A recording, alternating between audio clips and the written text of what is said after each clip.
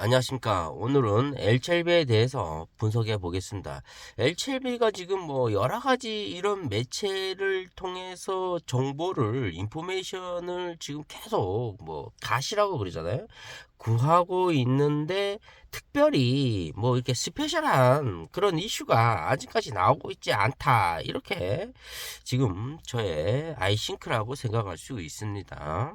그런데 우리가 이 주식의 가격을 보면은 그래도 한 5만 원대를 계속 이제 세력들이 유지하고 있다. 이것은 뭐 영국에 있는 사모펀드가 뭐 2천억 이상을 LCLB에다가 5년 동안 뭐 순차적으로 투자를 하겠다. 뭐 이런 의도가 많이 깔려 있기 때문에 아무래도 LCLB에 대한 이 간암 1차 치료제 뭐 니보세라립이 그만큼 뭐 신뢰성을 갖고 있다 이렇게 볼 수가 있어요. 지금 단지 단점은 어떤 거냐면은 미국 뭐 식품의약국 그 FDA 쪽에서 승인을 아직까지는 받지 못했다.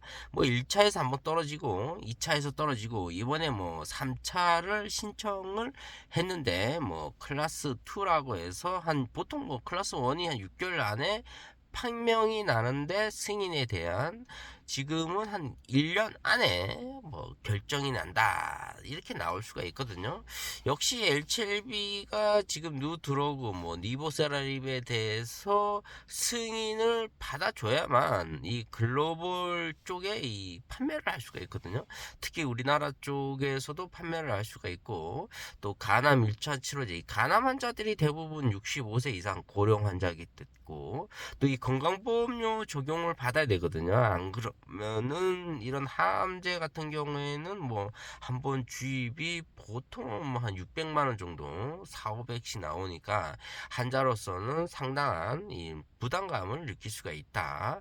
그렇기 때문에 이제 건강보험료를 적용하면은 굉장히 저렴하게 또 받을 수가 있는 그런 하나의 원리라고 볼 수가 있어요. 그리고 또 약에 대한 인정도 받을 수가 있고, 근데 중국 같은 경우에는 지금 칼렌이 줌합해서 직접적으로 의사의 처방으로 지금 계속 간암 환자들에게 주입을 하고 있는데, 이것은 이제 건강보험료 적용이 안 된 상태죠. 그래도 중국의 인구가 한 14억 정도 돼서 이제 간암 환자들이 상당히 많이 존재하고 있기 때문에 항서제약 같은 경우에는 꾸준한 매출이 지금 이루어지고 있다. 그러다 보니까 이제 뭐 어려운 지표들, PER이니 뭐 ROE니 이런 지표들이 정상적으로 이제 제약, 바이오, 항암제 회사들이 사실 좀 불규칙하거든요.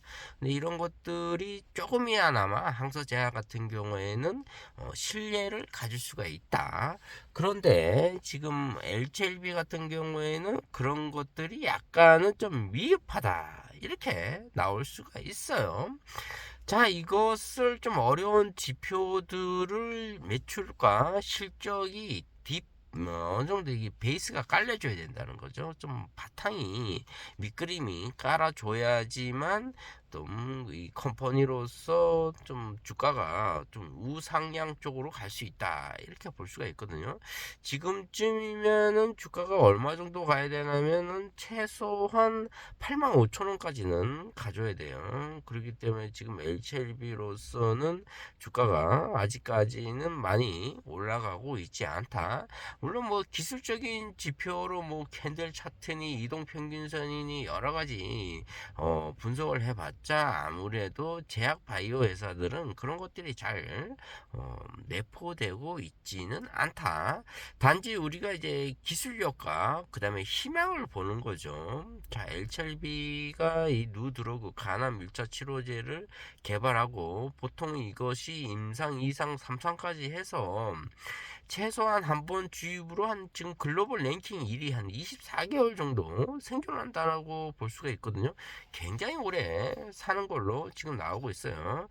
지금 뭐 제약회사 글로벌 뭐 존슨앤존슨 뭐 이런 회사 누스 뭐 이런 회사들이 간암 1차 치료제 약을 지금 항암제를 팔고 있지만은 여기서 보통 한 6개월 또 1년 6개월 6개월 정도도 안 되죠, 사실은. 그러니까 뭐 2년조차도 안 되는 이런 약을 지금 계속 판매하고 있다. 근데 HLB 같은 경우에는 보통 뭐 한 2년 정도 생존하기 때문에 상당히 테크놀로지가 뛰어나다. 이렇게 볼 수가 있습니다.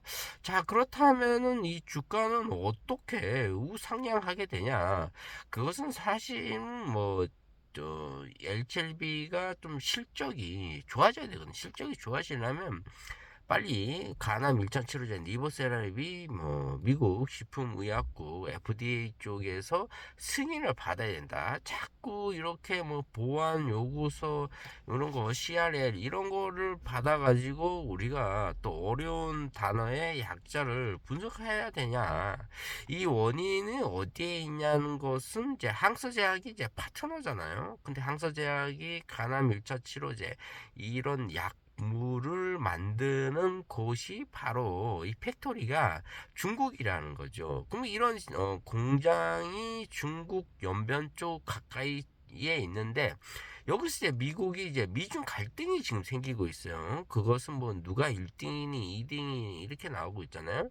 근데 사실 이제 미국의 패권이라는 게 있는데 미국의 이 기업들이 돈을 엄청나게 많이 벌고 있어요. 지금 뭐 구글도 뭐 많이 벌고 있죠. 뭐 알파벳이 이제 구글인데 그 다음에 뭐 엔비디아 뭐 이런 것들이 사실 다 미국이 이제 장악을 하고 있어요. 뭐 중국이 아직까지는 따라가고 있지 못하다. 근데 미국이 이렇게 돈을 벌 수 있는 그 이유 중에 딱 하나가 영어권이 남아요. 전 세계 언어의 90% 이상은 영어예요. 나머지는 소수의 이제 나라들이 계속 자기네 말을 쓰고 있잖아요.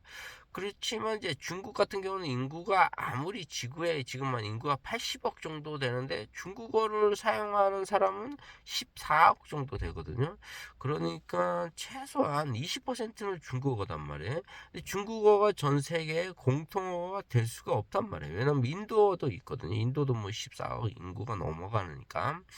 그러니까 이 이런 아시아 쪽의 이제 언어가 사실 이 영어권을 뛰어넘을 수가 없어요. 그리고 또 뭐 달러나 뭐 이런 것들이 있지만은 그래서 지금 중국이 생각하고 있는 게 이제 금, 뭐 은 이런 것을 계속 이제 세이브 이제 하고 있다, 뭐 전략하고 있다 또는 킵하고 있다 이렇게 볼 수가 있어요.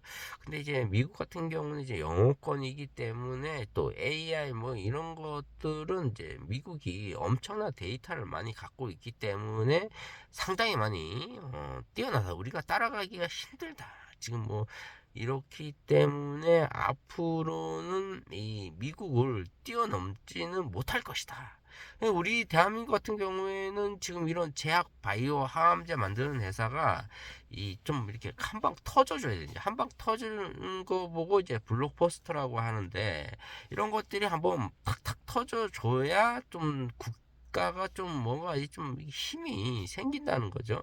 근데 지금 아직까지는 이 제약 바이오 뭐 항암제 회사들이 힘을 쓰고 있지 못한다. 그러니까 정부에서 저금리로 좀 이런 것들을 좀 과감하게 지원해 줘야 된다. 자, 앞으로는 뭐 LKB가 지금 영국 사모펀드에서 2천 뭐 한 62억 정도인가요? 계속 투자한다고 하니까 우리가 봤을 때는 그래도 믿을만 하다. 그런데 지금 주가가